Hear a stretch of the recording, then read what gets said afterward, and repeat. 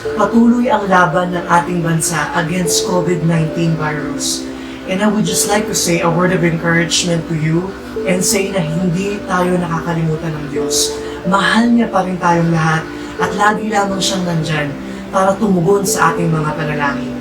Before we proceed further po sa ating video today, let's just have a coronavirus update po dito sa ating bansa. So right now, we have about 8,928 confirmed cases of coronavirus or COVID-19 sa ating bansa ngayon sa iba't ibang region or lalawigan ng ating bansang Pilipinas. 1,124 have recovered from the virus. So yun po yung mga gumaling from COVID-19, and sad to say, right now we have about 603 deaths na po sa ating pong bansa. Patuloy tayong tinatawag ng ating Diyos para manalangin at magpakumbaba.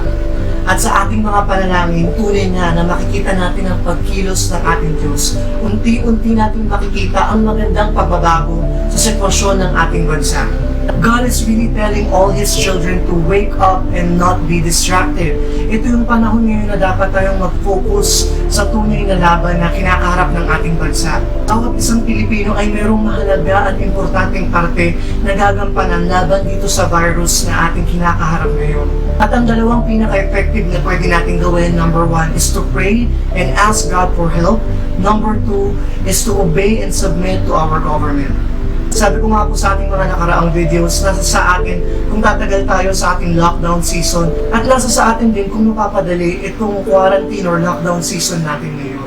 But definitely, what man could not resolve, God definitely can. Sabi nga po ng Luke chapter 1 verse 37, with God, nothing is impossible. It is now the time to see and experience miracles and breakthroughs habang mas maraming Pinoy ang nananalangin at nagbabalik loob sa Diyos para sa ating bansa. At kung ikaw ay nanonood sa akin ngayon, alalahanin mo, meron kang importanteng parte, meron kang importanteng pwedeng gawin para sa ating sitwasyon ngayon. Napakahalaga ng iyong mga panalangin. Sabi nga po ng 2 Chronicles chapter 7 verse 14, if my people who are called by my name will humble themselves and pray and seek my face and turn from their wicked ways, then I will hear from heaven and I will forgive their sin and heal their land. Kung tayong mga Pinoy ay magpapakumbaba, muli nating aalalahanin ng ating Diyos, tayo ay magsisisi sa ating mga kasalanan at magkakaroon tayo ng pagkakaisa sa panalangin, then God will hear from heaven. He will forgive our sins. Aalisin niya yung epekto ng kasalanan sa ating buhay at sa ating bansa, and He will heal our land. Importante ang bawat Pilipino sa mata ng Diyos at meron kang pwedeng gawin para labanan itong virus na ito. Think about your family. Think about the future of your family and the future of our nation. Be motivated to pray by your love for God, your love for your family, and your love for your nation, the Philippines. Let us all pray and say that we will not allow the evil to triumph in our nation. Hindi natin hayaan na si Satan ay maghari sa ating bansa sa pamamagitan nitong virus na ito. Let's declare and say that we will take back what the enemy has stolen from this nation, what the enemy has stolen from the Filipinos, and let us also say that we will take back what the enemy has stolen from us in Jesus' name. Kaya naman po sa sandaling ito, hinihingi ko po ang inyong oras para makiisa sa aming panalangin. Be one with us in our prayer and intercession for our nation, the Philippines. And alam ko po sa inyong mga narinig kanina, you are already stirred up and ready to pray. Kaya naman po bago po tayo magdasal, gusto ko lamang pong i-explain, hahatiin po natin sa iba't ibang sections ang ating pong prayer. We will have our personal prayers, we will have prayers for our family, we will have prayers for our community, we will have prayers for our government and for our nation, we will have prayers for hospitals and for our frontliners, we will have prayers for our food supplies and other businesses. And lastly, we will have prayer for the cure and for the treatment of this virus. Pagpikit po ng ating mga mata, and while we are praying deeply to God, isipin natin that we are talking to God Almighty, Creator of heaven and earth, who knows our minds, who knows all our prayers, who knows the desires of our hearts. Kinakausap po natin yung Diyos amang makapangyarihan sa lahat, who also loves us and who desires to hear our prayers. Kaya naman if you're ready to pray, just humble yourself before God. Alalahanin po natin na tayo ay nasa presensya ng Diyos na makapangyarihan sa lahat. Let's humble ourselves before Him. Let's open our hearts. Let's just be honest. And tayo ay humarap sa Kanya na mayroong mababang puso. And right now, let us start with our personal prayers. Let's just thank God. Lord, we thank you sa mga oras na ito, Panginoon, na pwede kaming bumulog sa iyo. Lord, thank you na maaari kaming lumapit sa iyo, aming Diyos, sa pamamagitan ng aming Panginoong Jesus. We believe that He died on the cross for our sins, para sa kapatawaran ng aming mga kasalanan. And now, Lord God, we declare that He is Lord over our lives, Lord Jesus Christ. And now we can come to you, Lord God, with humility, Lord Jesus. And we can come to you, our Heavenly Father. And we know that you will answer our prayers, Father, because of what our Lord Jesus Christ did on the cross. Right now, we pray personally, Lord God, para sa aming mga kasalanan. Humihingi po kami ng kapatawaran, Panginoon, sa aming pong karupukan, Lord God, sa aming mga weaknesses, Lord God, sa mga temptations po na hindi namin na kayang i-overcome. Humihingi po kami ng kapatawaran, Lord God, sa aming pong mga nagawang kasalanan. And Lord Jesus, we're asking for your Holy Spirit to empower us, Lord God. Change our lives from glory to glory. Humihingi po kami ng kapatawaran sa mga nagawa namin kasalanan, Panginoon. At binubuksan po namin, Lord God, ang aming mga puso para tanggapin ang kapatawaran na nanggagaling sa iyong pag-ibig. Thank you, Lord God, that our Lord Jesus Christ died on the cross. Dinala niya ang aming mga kasalanan sa cross. And right now, we honor that sacrifice, Lord God. And we receive your forgiveness and the cleansing of our sins, Lord Jesus Christ. Thank you, Lord God, na inaalis mo yung epekto ng kasalanan sa aming buhay. Thank you so much, Lord Jesus. Maraming salamat po sa iyong pag-ibig sa bawat isa sa amin na nagsisilbing kalakasan ng aming buhay. Salamat, Lord God. We give you all the glory, the honor, and the praise. And right now, we are praying for our families, Lord God. We're praying and asking for covering and protection, Lord Jesus. We're praying, Lord God, na wala na kahit sino man na membro ng aming pamilya, Lord God, ang magkakasakit, Lord God, ang aapektuhan itong virus na to, Lord God. Lord, we pray and declare, 2 Corinthians chapter 3, verse 17, that where your presence is, there is freedom, Lord God. Lord, we declare that your presence will reign in our lives, Lord God. We declare that your presence will reign in our homes, Lord God. Ikaw maghahari sa aming tahanan, sa bawat pamilya, Lord God. And we pray na wala na kahit na sino man sa amin pwedeng maapektuhan at kapdan itong sakit na ito, Lord God. Lord, we declare covering and protection sa bawat family members namin, Lord God. Whether we're living with our relatives po sa aming bahay o yung mga malayo namin kamag-anak, Panginoon, living in different homes, we declare covering and protection sa kanilang mga buhay, Lord God. We thank you so much, Lord, that through our prayers, pwede kami humingi ng shield and protection sa iyo, Panginoon. Thank you so much, Lord God, that we can ask you to cover us and cover every one of our families, Lord God, against this sickness, Lord Jesus. And again, Lord God, we intercede for our families, Lord God, sa mga miyembro po ng aming pamilya, Lord God, na nangihina sa pananampalataya. Dinadala po namin sila sa inyo sa mga oras na ito, Panginoon. Patawarin niyo po kami lahat sa aming mga kasalanan, Lord Jesus. Tanggalin niyo po yung epekto ng kasalanan sa aming pamilya. Tanggalin niyo po yung gawa ng kaaway sa aming pamilya, Lord God. And muli, Panginoon, nagpapasalamat kami, Lord God, dahil habang kami ay nananalangin, alam namin, Lord God, na ikaw ay kumikilos sa buhay ng bawat membro ng aming pamilya.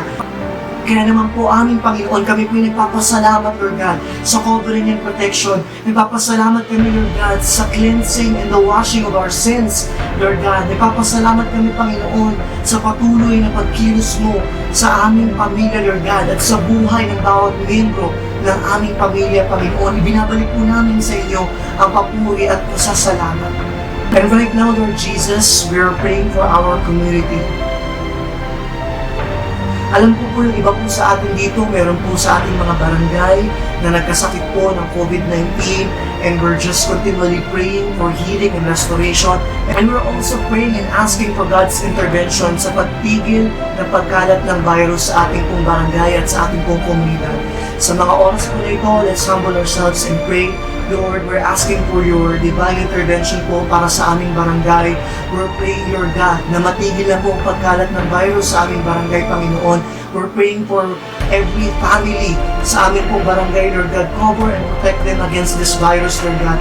And we're also praying, Lord God, na katukin mo ang kanilang puso para manalangin, makisa sa aming panalangin at magpakumbaba din sa iyo, Panginoong Yesus. Nang sa gayon, experience at makita din namin, Lord God, ang iyong power at ang iyong pagkilos sa bawat pamilya sa aming community, Lord Jesus. And Lord, right now, we're praying, Lord God, for our barangay officials, Lord God, sa pamunuan po ng aming barangay. We're praying, Lord God, sa pangunguna po ng aming barangay captain, sa mga tanod, Lord God, sa lahat ng frontliners po sa aming barangay, Lord Jesus. We declare covering and protection for them. We declare, Lord God, refreshment po. We're praying sa kanilang kalakasan, Lord God. We're praying for covering and protection for them, Lord God, na walang magkakasakit, Lord God, Panginoon. We declare, Lord God, blessings and provisions for them, Lord Jesus, sa kanila pong ginagawang effort sa aming barangay, Lord God. And we're also praying for righteousness and goodness, Lord God. Influensyahan niyo po ang aming barangay officials for righteousness and goodness, Lord God, na gumawa ng tama, na naaayon sa iyong salita, Lord God. Guide us all, Lord God, and give us wisdom po para ma-manage po at ma-control, Lord God, ang aming pong community sa panahon, Panginoon, ngayon ng aming mga challenges. And we're thanking you, Lord Jesus Christ, na makita po namin, Panginoon, ang pagtigil ng pagkalat ng virus sa aming community. Thank you so much for hearing our prayers for our community, Lord God. Thank you so much, Lord Jesus.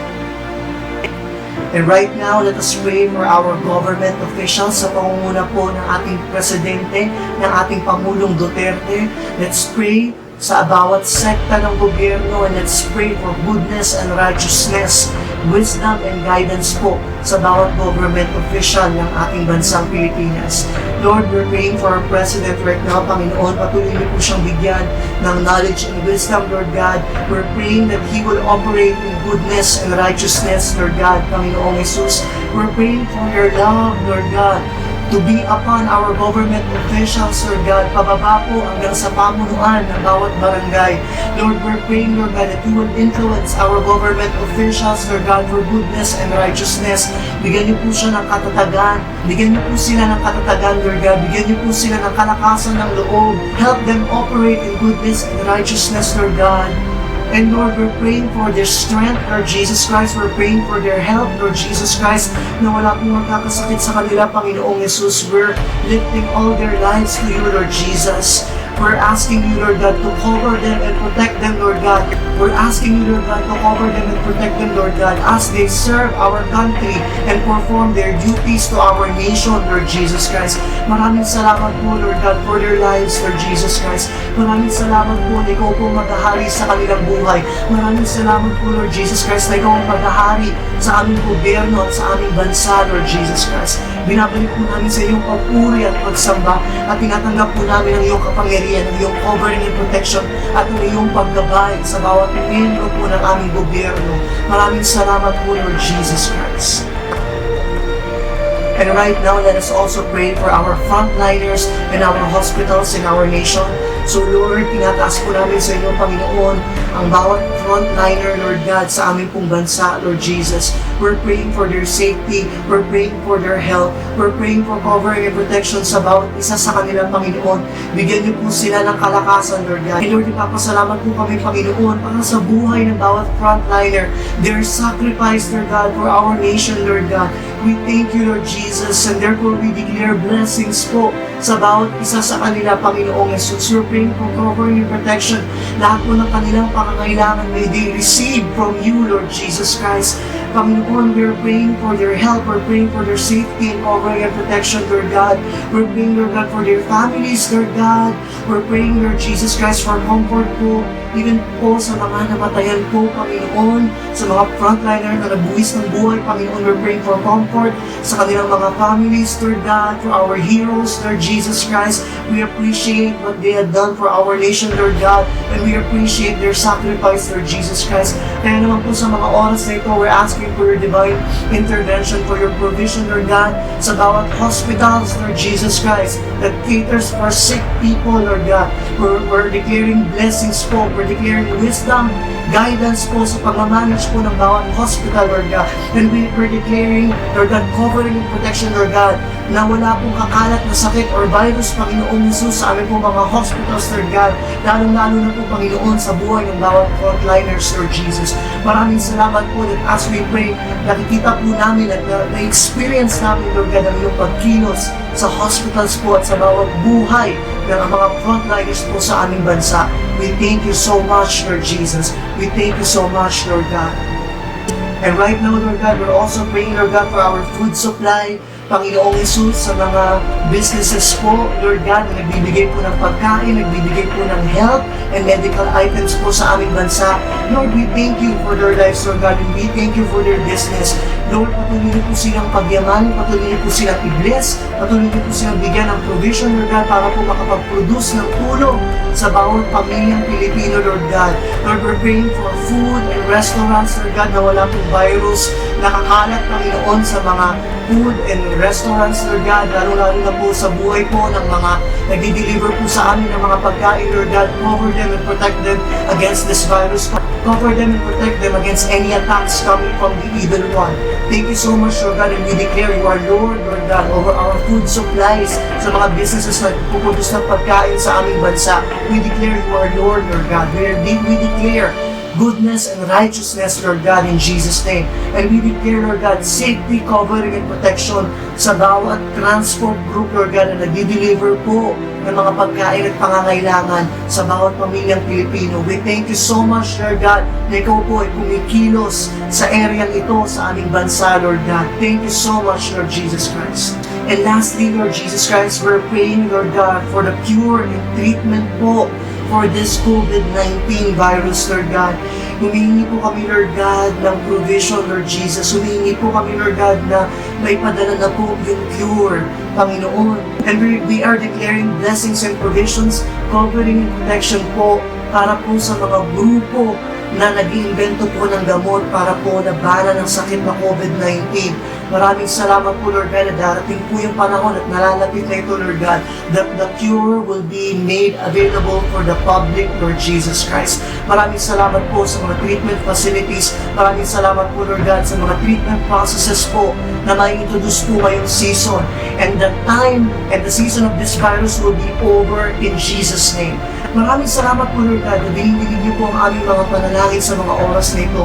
Maraming salamat po, Lord God, sa mga pusong nagkakaisa, nagpapakumbaba at nananalangin, Panginoon, para sa iyong pagkilos sa aming bansa.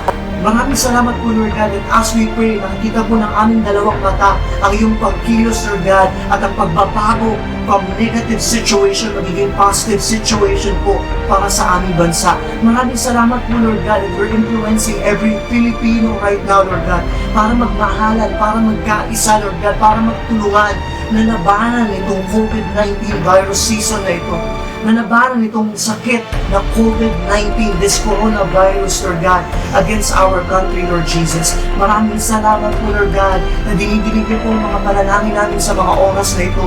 Muli po, aming Diyos, ibinabalik po namin ang lahat ng papuri at pagsamba.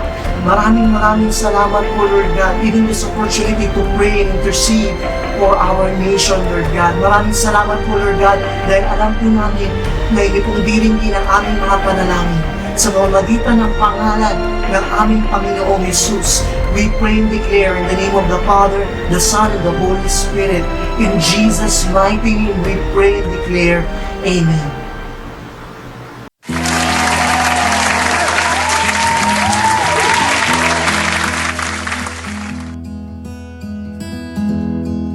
And before we go, gusto ko lamang pong basahin ng ilan sa ating mga comments from our Facebook page and from our YouTube page para naman po sa word of encouragement sa bawat nanonood po ngayon. Simulan po natin kay Sister Vime Paloma. Amen. Stand in faith even when you're having the hardest time of your life. Give God all your weaknesses and He will give you His strength. Thank you so much, Sister Vime. Sabi naman po ni Miss Micaela, how great is our Lord. From time to time, His love endures forever. Amen. Sabi naman po ni Miss Gina Vilmenia, Amen. Thank God we are all saved by His grace. And from our YouTube page naman po from Miss Margaret Dipolog, sabi niya po dito, Amen. I believe that God is faithful and true to His words. All workers of the kingdom must unite in prayer. Thank you, Pastor Levi, for the wake-up call. The Philippines will be a virus-free country in His time. Thank you so much. Claiming it in Jesus' name, more power, Kingdom Lifestyle TV. Amen. Talaga naman pong nakaka-bless na basahin ang inyong mga comments. And sa mga gusto pong maging parte ng aming Kingdom Community Online, punta lang po kayo sa Facebook page, i-research nyo po Kingdom Lifestyle TV. I-click nyo po yung like and follow the page para po updated kayo sa aming mga videos. And para naman po sa aming YouTube channel, just search po Kingdom Lifestyle TV. Marami po kami mga iba't ibang mga videos na ipopost and i-share po sa aming YouTube channel. Hindi lamang po mga preaching videos, kundi lifestyle videos as well. So i-search nyo lamang po Kingdom Lifestyle TV, click subscribe and hit the bell icon for notifications. Again, thank you for being with me in this video, and alam ko po na hindi na sayang ang oras ninyo. I'm praying and declaring blessings in the name of the Father, the Son, and the Holy Spirit. Live the kingdom lifestyle that our Heavenly Father wants for every one of His children. Again, this is Pastor Levi Paloma, and you have a blessed week.